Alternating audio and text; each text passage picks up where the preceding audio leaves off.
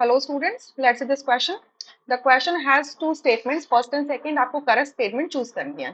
Molarity, first statement कह रहे हैं molarity of pure water if its density is 0.90 gram per ml at 90 degree Celsius is 50 molar. So molarity होती है आपके number of moles of solute divided by volume of solution in liters. Volume of solution in liters. ठीक है? तो number of moles क्या होते हैं? Weight upon molar weight into volume of liter in solution. इस तरीके से लिख लें. ठीक है. अब अगर हमें डेंसिटी गिवन है, सो density of the solution given है. अब प्योर वाटर बोल रहे हैं.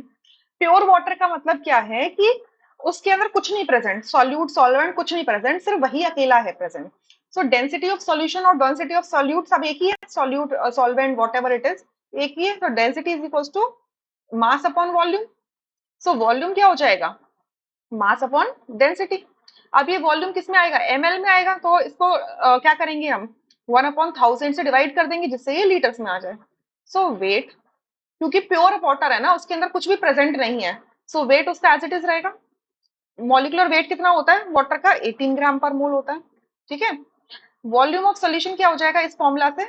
W upon D multiplied by 1000. अब W से W कैंसिल हो जाएगा क्योंकि ये प्योर वाटर है, इसके अंदर सिर्फ एक ही कंपोनेंट प्रेजेंट है. देयर इज नो कंपोनेंट्स, ठीक है, अदर कंपोनेंट्स नहीं है, सिर्फ एक ही कंपोनेंट्स है. तो डेंसिटी हमें गिवन है 0.90 into 1000 डिवाइडेड बाय 18. ठीक है. इसको सॉल्व करोगे तो ये आ जाएगा 50 मोलार. तो ये बिल्कुल ट्रू है. ठीक है. सेकंड में लिखा है molarity of pure liquids and solids are given by molar mass divided by density. अब यहाँ पे क्लियरली देखना कि अगर इस फॉर्मूला को देखोगे तो मोलारिटी हमने प्योर वाटर की देखी, सिमिलरली अगर कोई भी प्योर सॉलिड होगा उससे भी निकालेंगे तो क्या आ रही है? Density divided by molar mass आ रही है ना. बट यहाँ तो उल्टा लिखा है molar mass divided by density, so ये फॉल्स है.